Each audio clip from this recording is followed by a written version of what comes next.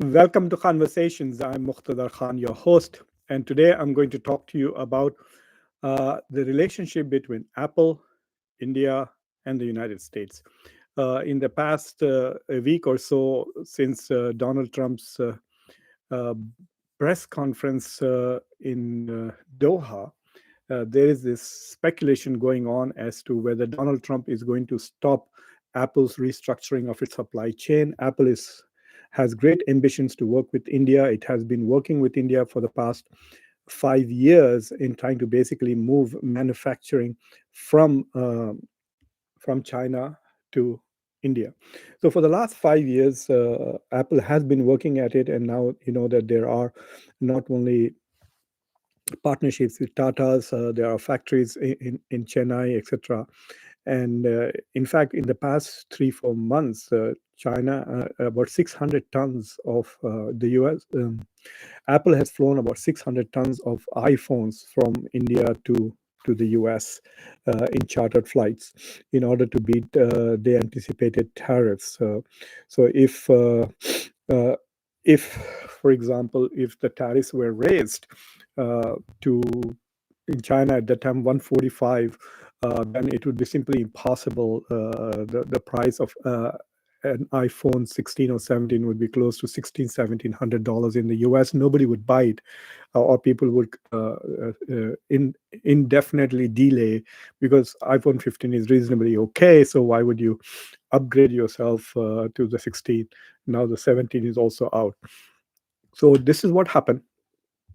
Donald Trump has, in the last couple of days, made lots of pronouncements, a couple of pronouncements, at least three pronouncements, which have really upset India. One was taking credit for the ceasefire, which India and Dr. Jaishankar has recently clarified that it is more as a result of bilateral negotiations between Pakistan and India, and that United States really had no role. But Donald Trump has not only taken credit for the ceasefire, but is insisting that the ceasefire happened because Donald Trump used trade as an incentive for both countries. And now he is saying that he is going to, uh, at some point, he said that he used trade as a way to pressure people, and then to India and Pakistan. And then at other times, he has suggested that he has used trade as an incentive for Pakistan and India to essentially come to a ceasefire. But then in Doha, he made this pronouncement that he's not very happy with Apple. He has had an exchange with Tim Cook, the CEO of Apple, who in February promised to invest $500 billion in the United States over the next 4 years. So Apple is planning to invest $500 billion in the US. Of course, it's a promise. They haven't really started doing anything yet. And Donald Trump is not happy with that much. He says, yes, I know that they are going to invest 500. I welcome that. But I'm not happy with the fact that Apple is building all over India. I don't want them to build in India. India can take care of itself. I want him to invest in the US. So he wants this so called restructuring of the supply chain that Apple is trying to do, moving manufacturing and assembly of Apple from China to India. He wants it to move from China to the US. This is what is called as reshoring, is a strategy that Donald Trump wants to import. But the thing is that people who are doing the math say that if iPhones were made and manufactured in the US, they would cost around $3,500. Right now, I just bought a 16 plus whatever the best one of the 16 is about a few months ago, and it was less than $1,000 here in the US. But what he's and then when I gave them my old one, it became even far cheaper than that. But if they had told me that this is going to cost you 3,500, which is more than the Apple laptop plus phone plus watch combined, I would definitely not be unnecessarily upgrading myself. So people say this is an impossible thing to demand of Apple. If Apple was forced to manufacture in the US, then Apple will diminish as a company. The demand for its products would go down, and other products which are cheaper and coming from countries which do not have the kind of tariffs that China has, would probably take away the market share from Apple. Now, the question really is, so is this statement pressuring Apple not to build in India an anti India action, or is it part of Donald Trump's effort to bring back manufacturing to the United States? Another theory is that because there are trade negotiations going on with India right now, Donald Trump is trying to put pressure on India by trying to stop Apple. Because one of the most exciting things that is happening to India is the reshoring of, or basically, the friend shoring that Apple is doing, moving away from China. Apple's strategy is this: that by the end of December, it wants at least 50% of all uh, iPhones sent to the US coming from India. And then by next year, it wants 100% of iPhones that are sold in the US to come from India. Right now, the breakup, I think in January, if you let's say if you looked at December 2024, then 90% of all iPhones were manufactured and assembled in China, even though there are about 1,000 parts that components of iPhones which are manufactured in many different parts of the world. Nevertheless, 90% were assembled ultimately, finally in China, and about 10% were done in India in 2024. But then Apple was very quickly able to restructure, and the expectation is that by the end of December of this year, 25% of all iPhones that would be restructured, assembled, and manufactured would be from India, and 75% would come from China. Now, Apple made this decision based on the assumption that the US is going to go after China on tariffs. So imagine if the tariffs on China were, say, 30% or 50% or 45%, and the tariffs on India are just 26%. So if Apple moves uh, manufacturing from China to the US, to India, and exports Apple products which are assembled in India to the US, so the entire US market will be served by India, then if there's no deal between India and the US, Apple will still pay only 26% tariffs. Whereas if they were importing from China, then they would be paying anywhere between 60%, 145%. That was the calculations on the basis of which Apple said, okay, the cheapest way to make iPhones and ship them to the US, uh, given the new tariff regime, would be to go to India. And India has the capacity. Tamil Nadu has worked very hard. Apparently, the Indian government has invested $1 billion already into Apple's various manufacturing facilities that Chennai has provided, or the Tamil Nadu government has provided to Apple. But Trump did not like that.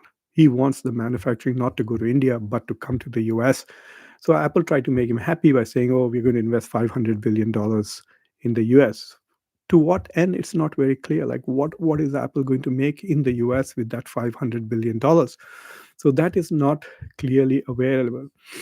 So now, what some analysts in the US are saying is that Trump's reduction of tariffs of China from 145 to 30. Now the tariffs from China are just 30%, which is a bit, they say it's temporary, but it's 30%, which is 10% basic tariff plus 20% tariffs based on the drugs issue, fentanyl. And if China gets rid of the fentanyl exports to the US, China's tariffs will actually come down to just 10%. So right now, China is at 30%. And uh, so what is interesting is that now the difference is very little. So if India does not get a bilateral trade agreement with the US, then Apple is thinking, okay, if I'm in China, I'll have to pay only 30%.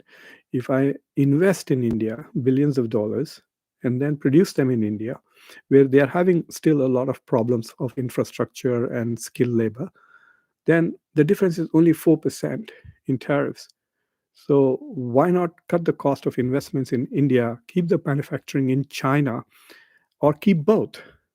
So the goal is that 25% will be assembled in India and exported to the US, and for the rest of the world, the production will happen in China because there are no tariffs.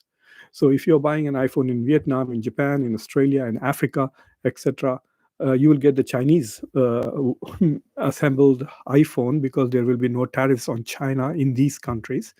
And if you are in the US, because the Chinese iPhone will be so much more expensive because of the tariffs, they will be coming from India at 26%. Trump is not very happy with all of this. So, what Trump right now, what is happening in the White House? In India, there is a lot of jubilation saying that, oh, Foxconn has invested $1.5 billion in India. It is as if trying to say no. That Apple has convinced the Indian government that it is not leaving India.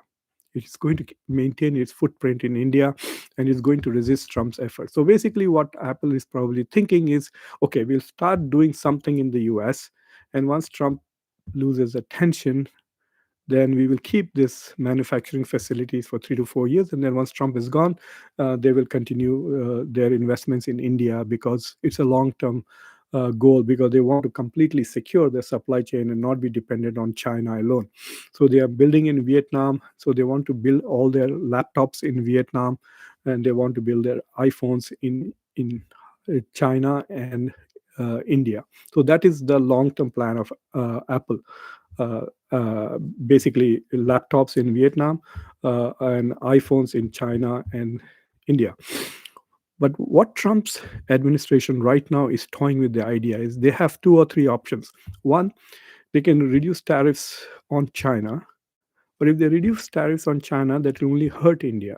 So Apple will then export most of its iPhones to the US, which are assembled in China and made in China, because the tariff rate will go below 26%. The other alternative for Donald Trump is to increase in the bilateral agreement with India to make such demands of India that India says no, for example, on agricultural products, etc., and then impose a higher tariff only on iPhones or electronic goods. So suddenly Trump could say, okay, I'm going to reduce tariffs on everything else, but on computers, laptops, and phones, basically anything that Apple makes, we're going to raise the tariffs from 25 to 35%, which is 5% more than China. And then it completely ruins Apple's restructuring and reshoring policy. So that is what is being discussed. So yesterday, Tim Cook, the CEO of Apple, visited White House and had a meeting with Donald Trump. He doesn't look very happy. The stocks of Apple are falling. And Foxconn has promised to invest 1.5 billion, which is being interpreted in India as basically Apple telling Trump go do it to himself. But decisions are not made that quickly. So the decision that Foxconn was going to invest 1.5 additional billions in India was made a while ago, and they're just acting on it. So this is the situation with Apple, and I think Trump is potentially. I really don't know this. Does Trump actually think that Apple phones will be made, iPhones can be manufactured in the US at $3,000 or $3,500 and people will buy it? Or is he going to raise tariffs so high everywhere else that whether that phone is made in India or made in China, it will cost like $4,000. So making it for $3,500 in the US would still be cheaper. Is that the plan? That would kill Apple. Apple Apple was already one of the two companies with market cap, and in the last few weeks, it has fallen below Nvidia. It is now the third or the fourth biggest company. So it's gone from number one to third. I know this much. So and it's staying up there because Tesla has also gone down. So this is the situation with Apple. It's not very clear. I think I suspect that some of the people in the Trump administration do recognize that it is too much to expect Apple to make the phones here. So I don't know what what they're going to do. maybe they can say make some components here and create some jobs here in the US. We will see how that situation unfolds, and ultimately what might really happen is that India might end up making some concessions to the US in agriculture and other trade uh, goods, etc. Maybe also open up its service sector more to the US. And then Trump says, okay, now we will reduce the tariffs on everything, and Apple can manufacture these iPhones in India. I think that's what's probably going to happen. That US will get more concessions from India on tariffs and trade, and he's going to return that favor by essentially allowing Apple to invest in India. Ultimately, this is a great opportunity for India, and I hope they don't miss it. This is a great opportunity, not just it's not about taking away business from China, but it's about bringing high tech production and manufacturing to India. If India starts manufacturing iPhones, then it will also trigger lots of small scale industries, etc. So, like for example, in the 1970s, 80s, countries wanted to build cars because manufacturing cars would also create lots of ancillary industries. You would have to have the rubber industry go for tires. You would have all kinds of manufacturing and service industries to service the cars, to repair the cars. And then you have the metallic industry. So lots of other industries also emerge to support the automobile industry. So it's not just an automobile industry. You invest in car manufacturing and many things can come about. So, for example, you may need a pipe, certain kinds of pipes for the car. And so, if small factory comes up to make pipes for the car, and then it may occur to them, hey, we can make bodies for bicycles with the same material. And that will reduce the price of the bicycle as well as the product that we are making for this car. So, it's like that, it can expand. So, bringing such a sophisticated device as an iPhone manufacturing to India can trigger manufacturing waves of manufacturing in the country. So I hope that India really pushes this and Apple stays firm to keep its commitment. It's already invested 5 years so far, and already production is about 25% of all iPhones are now being made uh, in in India. So that's all I wanted to talk about today, and I'll be now happy to take your questions and comments. Hi, Nick. How are you, sir? Himanshu Prasad, Dash, hello to you. Lots of hello to Kunal from California. Welcome from Spain, Ijaz. Oh, very nice. I was in Spain in March. In fact, I celebrated Eid in Alhambra. So that was a great experience in Granada. So Tanush, it was not like that. Apple has not rejected Trump's advice. The CEO of Apple was meeting Trump yesterday. I've been waiting to hear what has come out of that meeting. Nothing has come out, but Apple has definitely told India that it is going to try its best to not lose its footprint in India.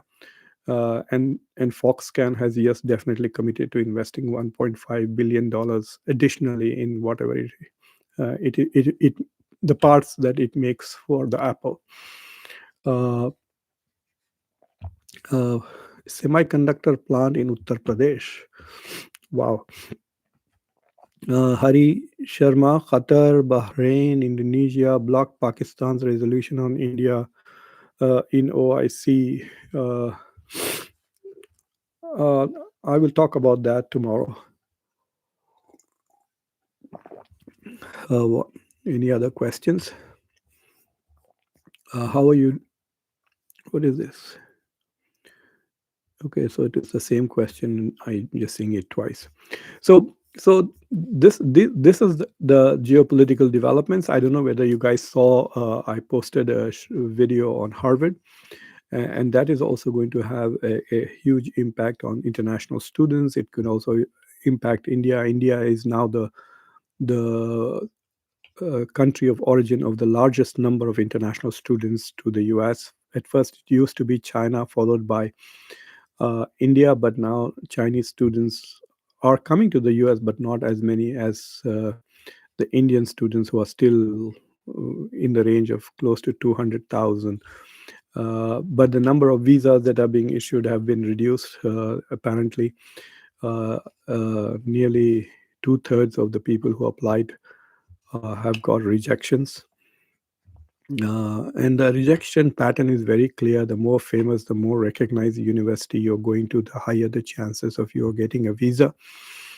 And if you are funded, obviously, then even higher. So it's the same old model, but being applied more strictly now. So if you apply to not so prominent universities, you're unlikely to get a student visa. But getting a visa is still not a promise that you will be allowed to enter. So that also remains a huge problem.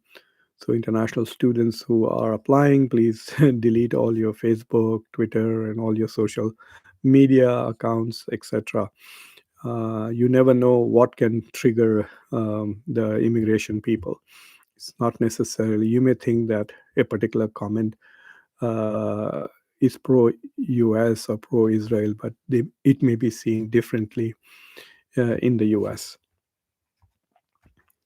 Yes, I saw that interview. Hari Jaishankar completely denied a U.S. role. His presentation in Nether, I think it was to a Dutch media, that he was basically saying this was an entirely bilateral issue, because he's trying to get back to the old India's position that when it comes to South Asia, India Pakistan conflict, it should be a bilateral, and no external mediation should be involved. But that doesn't explain why then, where there's so many phone calls. There were two conversations during those 4 days between Jaishankar and Marco Rubio. Ajit Doval also gave a briefing to Marco Rubio. And then J.D. Vance spoke with Narendra Modi, and then he also spoke with Shehbaz Sharif and others. So there is no clear explanation as to what they, from the Indian point of view, what was the U.S. trying to do, just getting an update in the middle of the night. I mean, they could, if they just wanted an update, they could have waited till the morning. So I don't know how that is being spun, and I also don't know what the Indian officials are telling the American officials in the back channels. So we will see how that unfolds, because while talking to the South African president, Ramaphosa, Donald Trump said it again, that he played a role in bringing about the ceasefire between India and Pakistan. I mean, he said that, oh, I don't want to take credit, because if they fight again, then I will be blamed. So he tried to be very clever about it, but nevertheless, he mentioned it again uh, in a slightly different manner. But each time he does mention things in a slightly different manner. Uh, Produce 36 million chips a month in Uttar Pradesh. Okay, we will see. See, there's a lot of this talk, like whether they are actually manufacturing those things, or they're just assembling and packaging those things. So uh, that is not very clear. There's a lot of hype also on this manufacturing. So we have been hearing about Atmanirbhar Bharat for so long. But if you look at the budget and the economy last year, the manufacturing in India shrunk, grew by only 2%. The economy grew by 6.8 or 7%.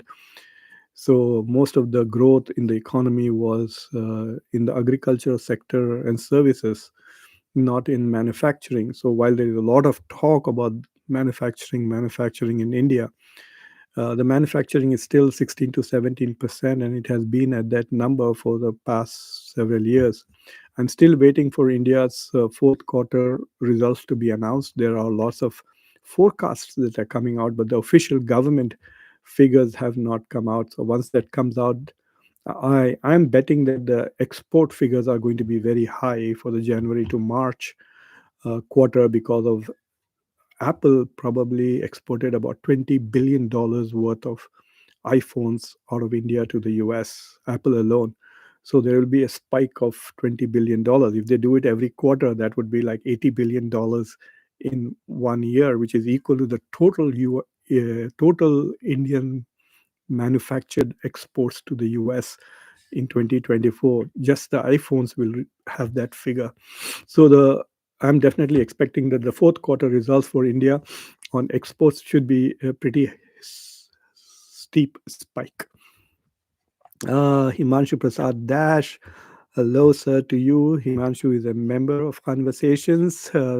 Thank you again for becoming a member and supporting the channel. What's your question? Harvard Trump, do you think this will create boundaries for professors like you regarding what can and cannot be taught?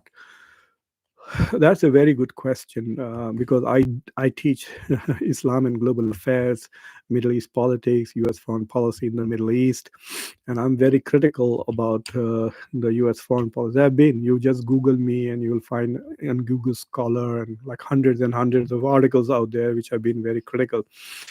So, but University of Delaware is not that big a fish, as big as Columbia, which has now surrendered to Donald Trump and got its $400 million back.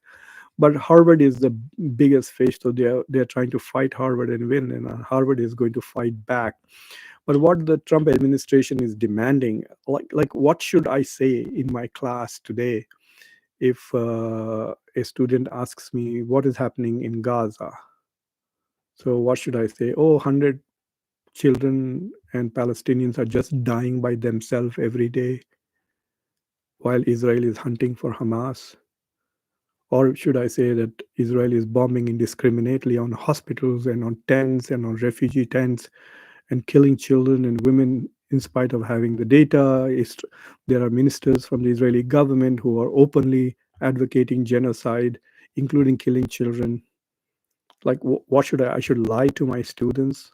Should they be It's like saying in India, it's like saying who invented aeroplanes? Oh, aeroplane was invented by Shivaji Maharaj. Who invented the internet? Oh, internet was invented by Veer Savarkar.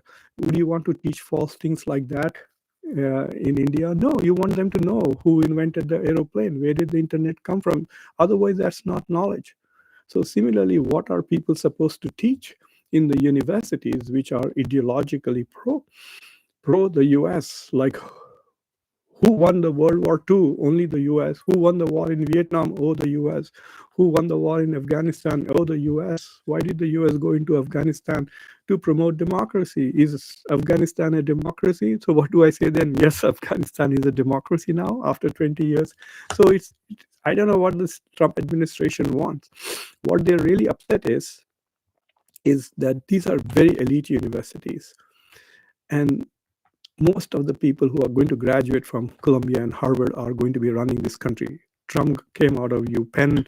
Most of the Supreme Court judges are from Yale and Harvard, and so on and so forth. This is the future of America, which is in their 20s today. If you see the video of the Columbia graduation, as the Columbia president was about to speak, the students kept shouting, "Free!" The students who was locked up. So there are, Free Khalid Mahmood. They kept shouting in the audience. So these are the people who will be leaders of America in the future, and I guess the pro-Israeli lobby is paranoid that there will be no support for Israel, and then the balances of power will change, and then imagine this scenario: 5 years later, America starts putting pressure on Israel to denuclearize and leave West Bank and Gaza. Will Israel go to war against America? So that is what they're worried about. They do not want to lose control of the public opinion in the US, and they are just horrified and paranoid that the universities are teaching elsewhere. Like this movie Chhawa in India, it is historically inaccurate. They did not say many things about Shivaji Maharaj's son, which they hid, and they said some of it is also fake. So if a professor teaches what actually happened in history, what are they going to do? They'll fire him. But then what, you're going to tell lies to your student? I mean, how many lies are you going to say? So it is like that. And so the professor is saying, like, what should I teach? So luckily for me, I'm very versatile. Okay, I won't teach Middle East. I will say, okay, fine, you find another professor. I teach globalization. I teach deglobalization. I teach good governance. I teach South Asian politics, and I teach American foreign policy. I'll just leave the Middle East out of it. So it's like that. So professors can be safe, and but the universities will suffer. The students will suffer. And how long? I mean, most of this is because the politicians are taking money And already you can see the tide change. The position in Britain and Canada and France towards Israel has completely reversed itself. They are openly calling it genocide, and and it is quite possible that US will be left alone. US and Britain were the last two countries to support apartheid in South Africa.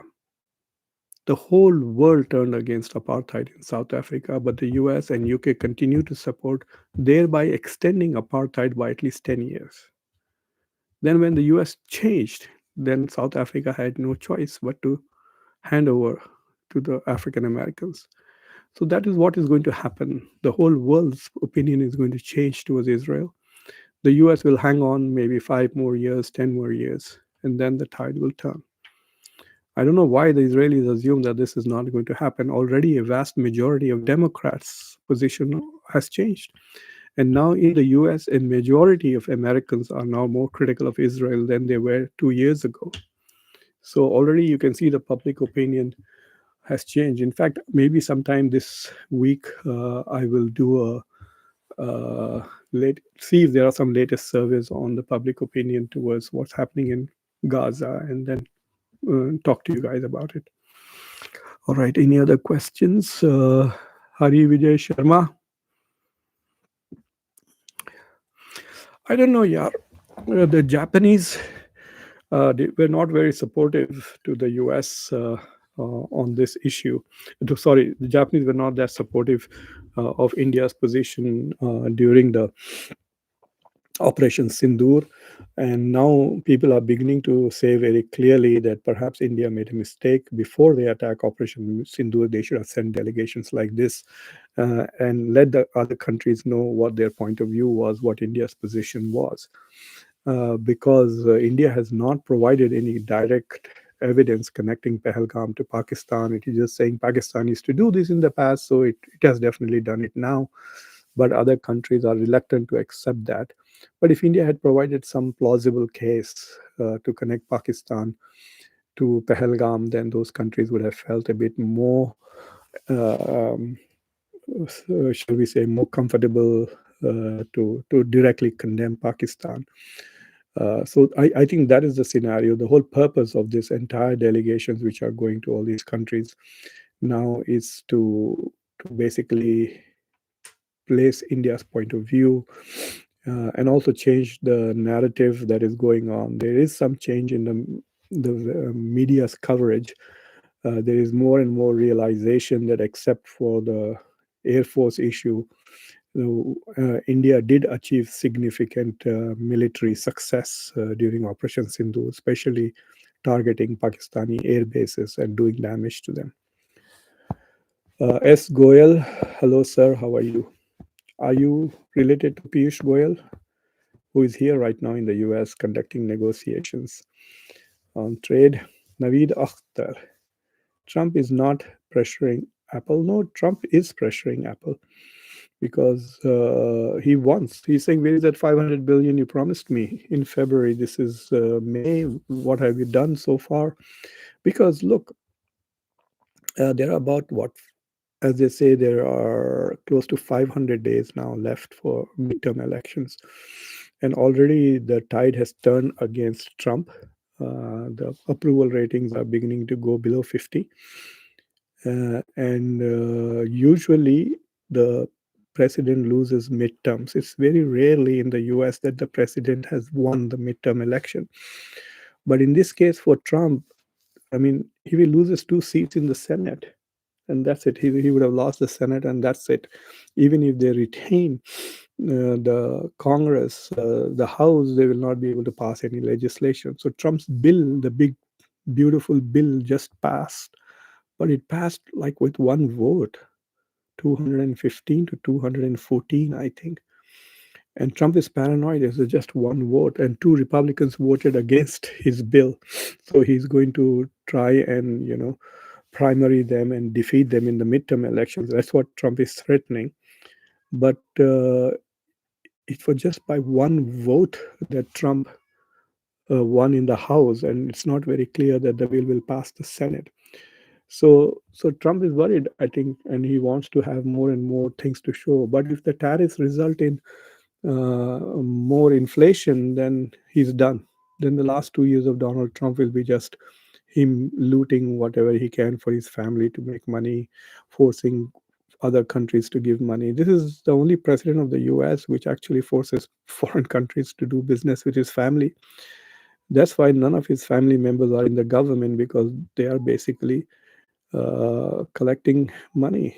They are traveling with their dad, like the Trump's son went to Pakistan to create some kind of a cryptocurrency council and is consulting on that. So that means he's taking money in large amounts from Pakistan. And similarly, a lot of investments will go to his businesses from the Gulf also. Hari Vijay Sharma, what is best trade deal for India with US in your point of view? So India has had its status high, definitely. It's trying to protect its agriculture because of the situation with the farmers in India.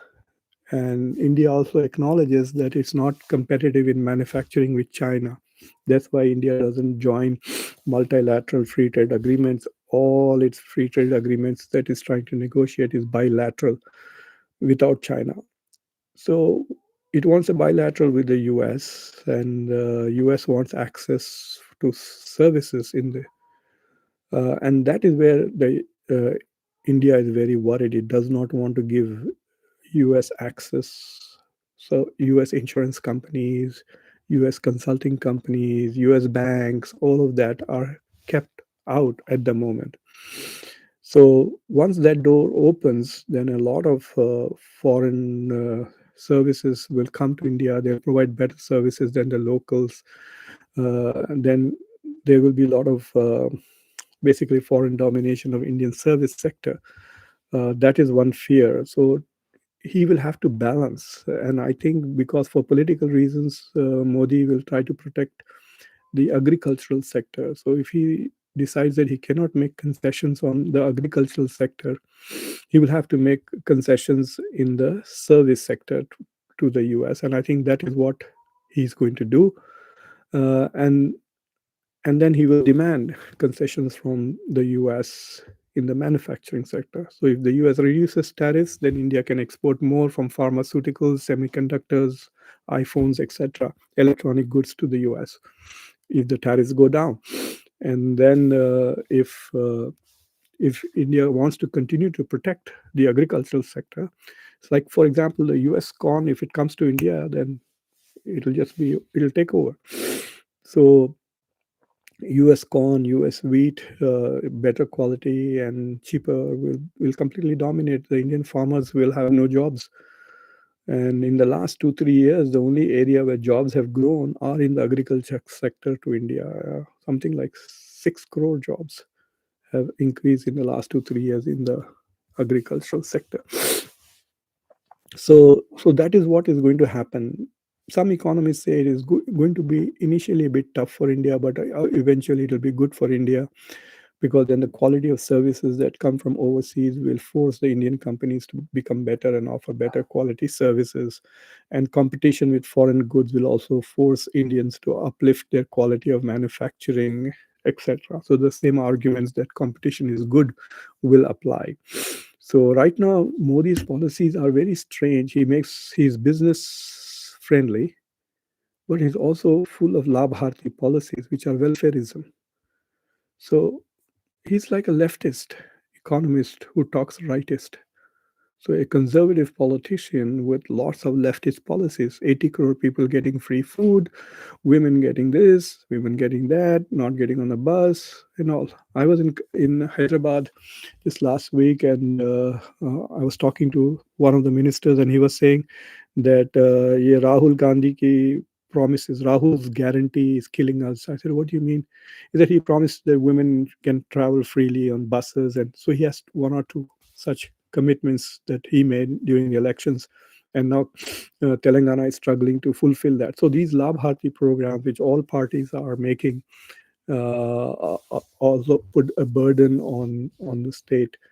So we'll see what happens. Ultimately, the goal is to raise the trade between US and India to $500 billion. So far, the trade between US and India is about 140 in manufacturing and about 200 in services. So the total trade between total trade is over 300, but mostly all the services are Indian exports to the US, IT services. But if they open it up, then there will be lots of service exports from the US to India. And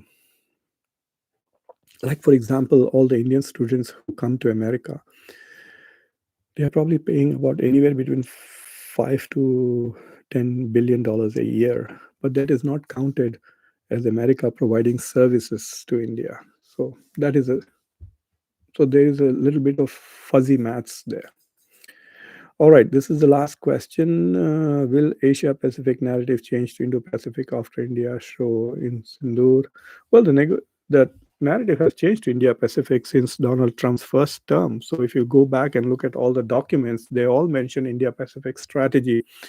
Asia Pacific was during the period of Obama when there was a pivot to Asia. So right now, all we have is Indo-Pacific, which has become very quiet. So we have to see. September is when the Quad summit will be in. There are two elements to the Indo-Pacific strategy. One is the strategic side of it, which is India, Australia, the Quad, India, Australia, Japan, and the US. And then there is the broader Indo-Pacific strategy, where they have a kind of an economic agreement with about 15, 16 countries. So basically, ASEAN plus US plus Australia plus Japan and India may or may not join the Indo-Pacific Economic Forum. So those are the two ways in which under the Biden administration, the US was pushing the Indo-Pacific strategy. So far, the Trump administration has not paid much attention to the Indo-Pacific strategy. It's all about tariffs. It's all about the US. I want Panama. I want Canada. I want Greenland. I want this. I want that. So that is where we are. Anyway, so thank you everybody for watching Khanversations. If you have not subscribed to the channel, please subscribe to the channel, like this video, press the bell icon, and then share this video with others. So thank you very much for watching. Until next time, I'm your host, Muqtedar Khan. If you want to hear similar conversation in Hindi, please join my other channel, Khanversations 2025. So those of you who are in India, yes, you can easily access them because this is available in India only via VPN. Thank you.